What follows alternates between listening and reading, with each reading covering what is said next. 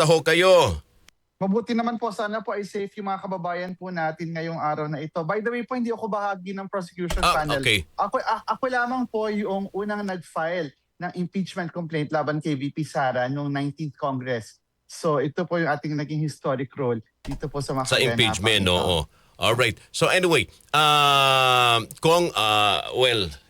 dito sa sinusubaybayan nga natin na impeachment trial laban kay Vice President Sara Duterte, ano po yung obserbasyon nyo rito? Well, siguro po mukhang kinakailangan mo na i-underscore natin. Nabanggit ko kanina, tayo yung una nag-file impeachment complaint kay VP Sara Duterte noong 19th Congress pa. Ito matatandaan natin yung mga kababayan yun na forthwith, nakarating ng Supreme Court hanggang na-delay at nawala na. So ito pong pagsisimula ng trial, this is already a victory for the Filipino people kasi nasimulan nga yung proseso ng pagpapanagot kay VP Sara. Ito pong napansin natin, anitong nakaraang 3 araw, punta muna ako dun sa side ng depensa.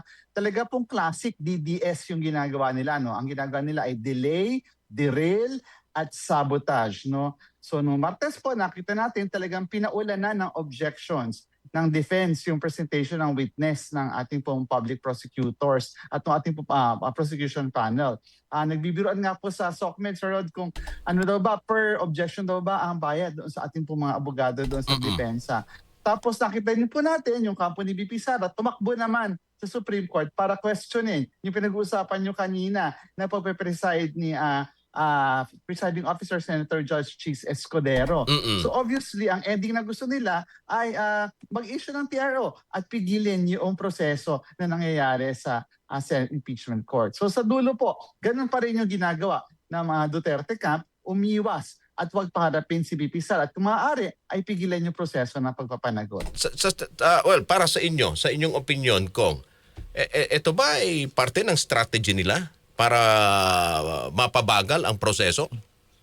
Obviously, it's to their best interest na ma-delay, ma-derail at masabotage itong prosesong ito. Kasi nakita naman natin itong nakaraang 2 taon talaga namang naihanda na maayos yung articles of impeachment plus yung paghahanda din ng ating mga ebidensya na kalap because of the hearings ng Committee on Justice. Lalo na yung panahon kung saan ako nga po din po yung nag-motion para i-summon yung mga records ng AMLAC at yung pong testimony ng pong ating AMLAC pagdating po doon sa mga bank accounts at para i-prove yung usapin ng unexplained wealth ng mag-asawang Sara Duterte at Mans Carpio. In fact po ngayon, ongoing pa rin, kinasuhan tayo ng asawa ni VP Sara dahil nga po doon sa ginawa natin na pag-motion na yun ng kanilang mga bank accounts. So matindi po yung mga ebidensya, lalo na ito pinag-usapan this week, yung sa grave threats. Nakita natin itong video na ito, hindi lamang napanood ng mga Pilipino, napanood ng buong mundo.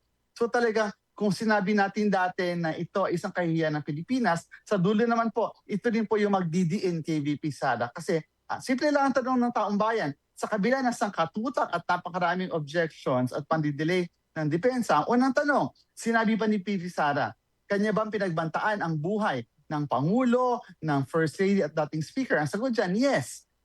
Ang pagbabanta ba ay grave threats? Ito ba ay krimen? Kahit na may conditionality pa. Ang sagot din dyan, yes, kasi yun ang sabi sa Revised Penal Code. Ang pagbabanta, isang krimen, kahit na may conditionality pa. At pangatlo, dapat bang maupo sa pwesto at manatili sa pwesto ang isang opisyal na lumalabag sa batas? Ang sagot natin dyan ay hindi.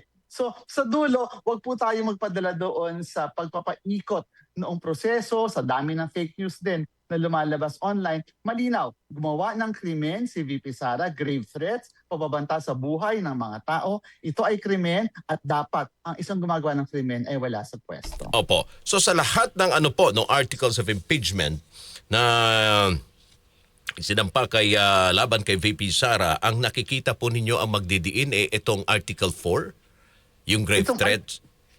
Malakas itong Article 4 kasi nga ay napanood ito ng buong mundo. Ibig sabihin na pwedeng ma-abbreviate yung process dahil yung video, it's out there. Though sinubukan talagang pigilin ng depensa na mailabas yung video.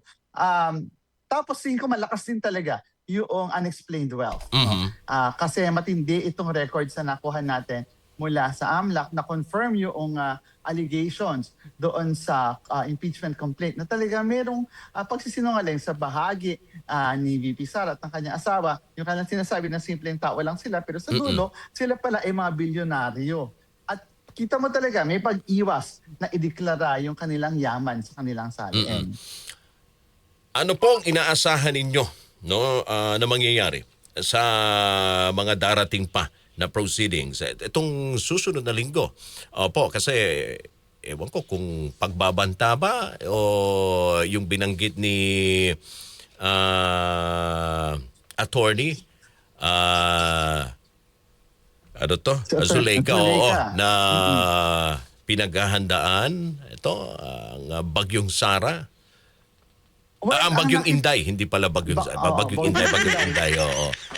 Nakita naman natin itong ginawa na ito ni VP Sara na pumunta ng Senate, ng abala ng mga tao para mag-deliver ng kanyang declamation piece na one sentence lamang. Tapos ganun din ang ginawa ni Attorney Zuleika kahapon, pumunta ng Senate, nag-deliver din ng kanilang one-liner. Obviously, ito ay drama lamang, mga paandar. Kasi nga sa dulo, wala silang maayos sa pangsagot at pantapat doon sa mga ebidensya na pinresentan ng ating public prosecutors. So, dadaan nila sa drama at mga paandar yung kanilang depensa. Dadaan sa pagdidelay. Pero sa dulo, we hope that the senator judges would decide on the merits of the substance ng ating mga ebidensya. Kasi matindi ang ebidensya. Kaya dinadaan ng kabilang kampo sa paandar yung kanilang mga sagot. Dahil wala silang masabi na anything substantial. Nakita natin yung cross-examination ng depensa kay Agent Calilong. Ang tagal umikot pero hindi nakarating sa punto. Kasi nga, matibay ang ebidensya. Sinabi ni VP Sara ang pagbabanta, ginawa niya ang krimen. At hindi mababali yon.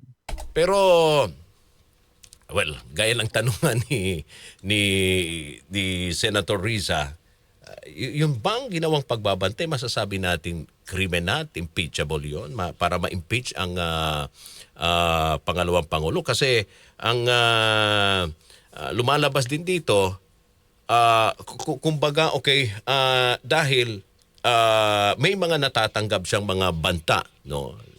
Si VP Sara at ang kanyang pamilya, kaya sinabi niya yon.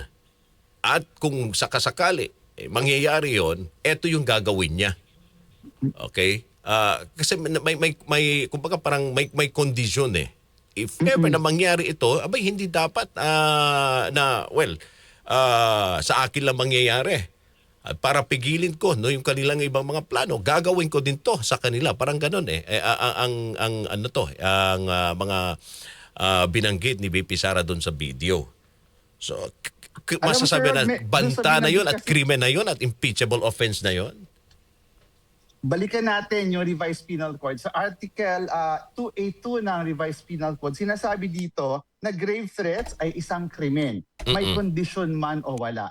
Kasi di ba dati ang original defense ng mga nasa kampo ni Sara Duterte ay ano naman daw yung threats? Conditional. May kondisyon. Pero later on sinabi, hindi. Malinaw ang sinasabi ng Article 282. Di ba sabi natin, mayroon mang kondisyon o wala, ang grave threats ay grave threats. Isa itong krimen. Tapos itong parang mala-closing statement ang depensa nung Miyerkules, medyo nagbago naman yung ihip ng hangin. Sinabi naman daw nila na hindi naman daw yung Vice President ang nagsasalita doon. Ang nagsasalita doon ay isang ina, isang anak, isang kapatid. Sa dulo, hindi nila napabulaanan yung assertion ng prosecution na sinabi at pinagbantaan ni VP Sara ang buhay ng mga taong ito. At ito ay krimen. Tandaan natin yung pinag-uusapan natin dito ay Vice President at meron siyang oath of office. At doon sa oath of office na yun, sinabi niya ay hindi siya gagawa ng kahit anuman na krimen kasi nga unbecoming siya of a public official at betrayal siya ng public trust at ng Constitution. Itong grave threats ay obviously isang high crime, especially in the context na sinabi niya ito habang siya ay vice-presidente. At ang pinagbataan pa niya ay mismo ang pinakamataas na posisyon sa ating bayan. Alam naman natin kung may mangyari sa presidente, ang vice-presidente ang magiging presidente. So napaka-self-serving din ng statement na yon.